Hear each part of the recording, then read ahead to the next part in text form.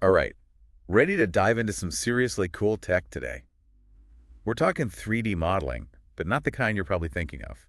Yeah, most people when they hear 3D modeling, they think like video games or movies. Right, exactly. Super realistic stuff. But the way we actually make those 3D models hasn't really caught up. It's like we're stuck in the stone age of 3D creation, even though the stuff we make looks all futuristic and fancy. Okay, I'm intrigued. So you're saying there's this gap between the final product, like what we see on screen, and the tools used to actually make it. Huge gap. Like imagine trying to build this crazy detailed Lego castle, but you can only use these giant blocks. I see where you're going with this. You could kind of get the shape right, but no way you'd get all the details, right? The little towers and flags and stuff. Right, it'd be more like a blob-shaped castle. Exactly. And that's basically what's happening with a lot of 3D models today. We can make them look super realistic, but underneath they're often just these solid lumps, no real structure, no easy way to change them once they're made. And that's where PartGen comes in, right? Bingo! PartGen is all about changing the game. Instead of those solid lumps, it lets you generate 3D objects with intelligent parts, like actually building with those individual Lego pieces instead of the mega blocks. Okay, now that sounds like a game changer. To really get into this, we're using the research paper that introduced PartGen, by the way. It's a great paper, too. Lays out the problem really well. How this whole lack of control over individual parts has been holding back so many fields. Like, what kind of fields are we talking? Oh, everything from design to animation, even robotics. Wow. Okay, so it's a pretty big deal then. But I gotta ask, how does PartGen even know what a part is? In a 3D model, I mean. Well, it's kind of like how an artist would approach a sculpture. They wouldn't just start molding clay randomly, right? Right, they'd probably sketch it out from different angles first. Exactly. Get a sense of the overall shape before diving into the details. And that's what PartGen does in its first step. Wait, so it starts with 2D. It does. It's called multi-view diffusion. Basically, it generates a bunch of 2D images of the object from different viewpoints. So it's like laying out the blueprints before building the actual thing. Perfect analogy. Then it goes through this super clever step called segmentation.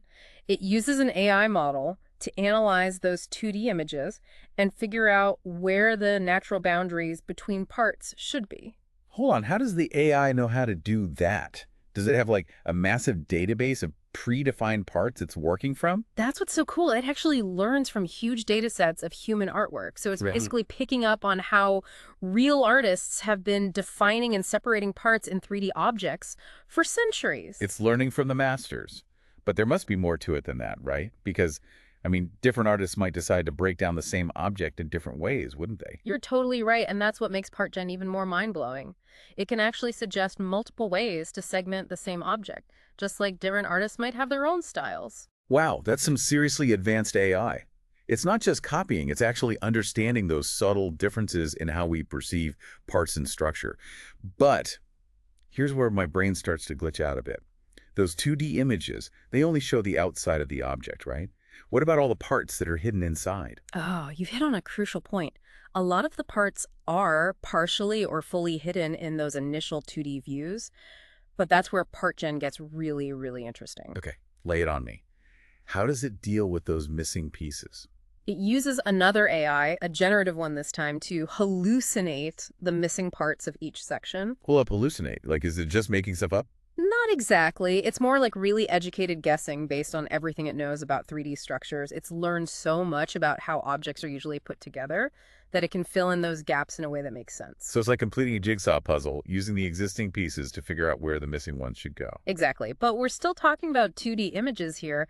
How do we get from those to an actual usable 3D model? Yeah, that's what I'm wondering. Well, that's the final step, and it's surprisingly elegant.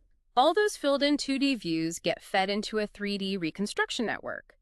Think of it like assembling a 3D puzzle from all those flat pieces. And voila, we have a 3D model where each part is clearly defined, ready to be like manipulated or animated or whatever we want, not just a solid blob anymore. Precisely. And each part is ready for anything you want to do. Animate it, edit it, the possibilities are pretty much endless. So I could take a 3D model, say, of a dog, and tell PartGen to give it a tiny backpack, and it would actually understand. You got it. It wouldn't just slap the backpack on randomly. It would figure out how to integrate it into the dog's existing structure so it looks natural and fits properly. Okay, this is blowing my mind. Yeah. And we've been focusing on creating new W objects, but PartGen can also work with existing 3D models, right? Like stuff you find online, or models from a 3D scan. Absolutely. And that's a huge part of why this is so powerful. Imagine you find this awesome 3D model online, but it's one solid piece. PartGen can analyze it and break it down into all its parts, just like we've been talking about. It's like taking a car engine apart. But in this case, you can swap out parts, modify them, even combine parts from different models to make something totally new. Exactly. And that leads perfectly into what makes PartGen truly game-changing. Its editing features. Oh, yeah. Okay, tell me more, because this is where it gets really interesting, right? You could say that. In fact, it's so interesting that we needed to break this deep dive into multiple parts. Join us for part 2 to find out what makes PartGen's editing features so groundbreaking. Okay, so we're back, and I'm ready to hear all about these editing powers you were talking about. PartGen's editing. Oh, yeah. You made it sound pretty amazing. Oh, it is. Totally different from how we usually edit 3D models. Okay, well, no more teasing. Spill the beans. What makes it so special? Text prompts. You can literally edit 3D models using just text prompts. Wait, what? Yeah. Really? So I can just type in, like, make the table legs longer, and it'll actually do it? Pretty much. It's almost like you're having a conversation with the model itself. That is so cool. But I gotta ask, how does it actually understand those prompts? Like, how does it translate my words into changes in the 3D model? Remember how we talked about it learning from all that artist data? How to segment objects? Yeah, it's learning from the masters, right? Well, it uses a similar approach for editing. It's drawing on all that knowledge of 3D objects and design principles that it's learned. So it's not just some simple lookup table. It's actually using some serious AI to figure this out. Oh, yeah. It combines the power of natural language processing, understanding human language, with that deep understanding of 3D structures. It's like it speaks fluent 3D. Okay, I need an example. Give me a real-world scenario where this would come in handy. All right, picture this. You have a 3D model of a cup. Simple cup, pink, square bottom. Got a basic cup. Now, you want to make it green and add a cute little logo on the side. Our pretty standard design change. With PartGen, you can literally type in that prompt, make the cup green, and add a logo, and boom, it does it. No way. It's not just slapping the logo on there randomly, right? It actually understands where it should go. Exactly. It gets that the logo should be on the curved surface, not like on the bottom of the cup. Because it understands how cups are structured, it might even adjust the shape of the cup a little if it needs to make sure the logo fits nicely. That's incredible. So we've seen how PartGen can edit the objects it creates itself. What about 3D models from other sources? Could I import a model I found online and tell PartGen to make changes? That's a great question. And while this research mostly focuses on editing PartGen's own creations, the potential goes way beyond that. So you're saying this tech could be used to edit almost any 3D model out there? The potential is definitely there. Think about what that could mean for game designers, animators, architects. It'd be like a universal 3D editing tool.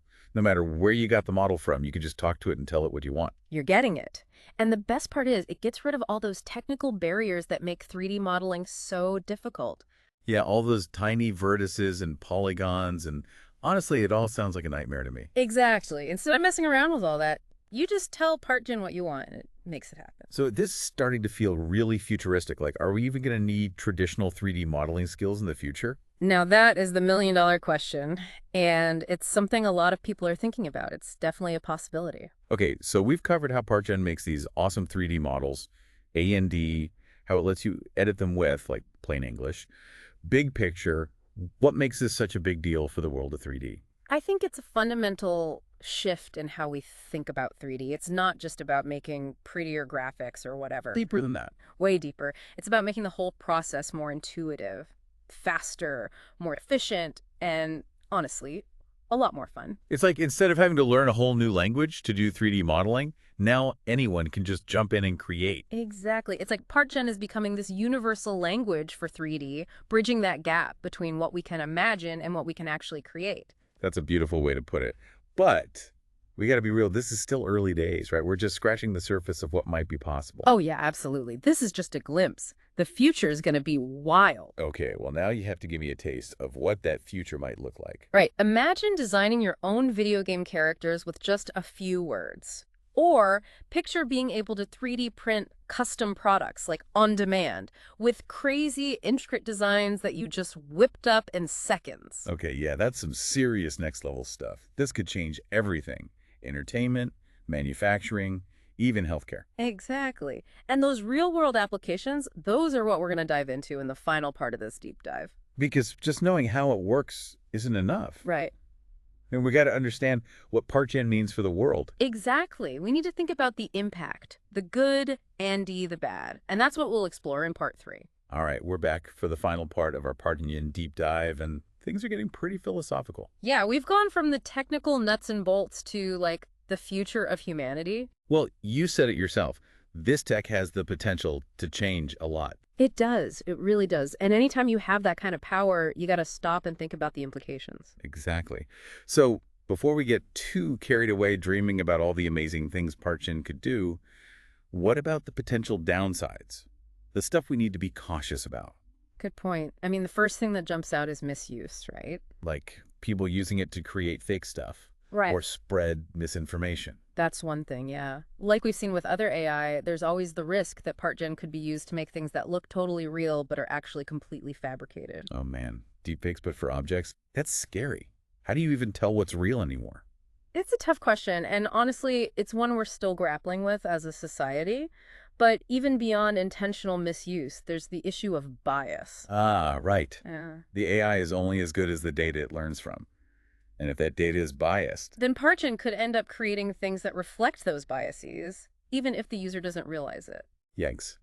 So like, if the data set is mostly objects designed by, say, men, then PartGen might have trouble creating objects that appeal to women, or something like that. That's the general idea, and that kind of bias could have a real impact, especially if PartGen gets used in things like product design or medical modeling. We've got to be really careful about that. For sure. It's a reminder that all this amazing tech still needs human guidance. We got to keep our eyes open. But, okay, enough doom and gloom. Let's flip it too. What about the positive impact PartGen could have? Oh man, the possibilities are endless. One of the biggest things is that it could totally democratize creativity. Democratize it. You mean like anyone could be a 3D modeler? Exactly. If PartGen gets as easy to use as, say, Photoshop, then anyone, regardless of their technical skills, could create amazing 3D content. Whoa. Imagine kids in school designing their own models to help them learn. Or small businesses whipping up prototypes without needing to hire expensive designers. That's what I'm talking about. And it's not just individuals either. Think of the impact on entire industries. Oh yeah, healthcare. Doctors using PartGen to create models for surgery, or to design custom prosthetics that fit perfectly. Exactly. Or manufacturing, where companies could design products that are more efficient, more sustainable, all thanks to PartGen. This is seriously mind-blowing stuff. It's Yep. like we're not just talking about a new piece of software. We're talking about a whole new way of thinking about the world. You got it. And that's why it's so important to have these conversations now while the technology is still developing. The choices we make today will determine how this all plays out. So, big question time. What's the one thing you want our listeners to walk away with after this deep dive? That's a good one. I think the most important thing is to remember that PartGen isn't just some random piece of tech. It's a reflection of us, of our creativity, our problem-solving abilities. It's not about the tech itself. It's about what we do with it. Exactly. PartGen is this incredible tool that could help us solve some of the world's biggest challenges, but it's up to us to make sure it's used for good. Powerful stuff. Well said. Well, on that note, I think it's time to wrap up this deep dive into the world of PartGen. Thanks for joining us, everyone. Thanks for having me. This was fun. And as always, keep exploring, keep questioning, and let's build that awesome future together.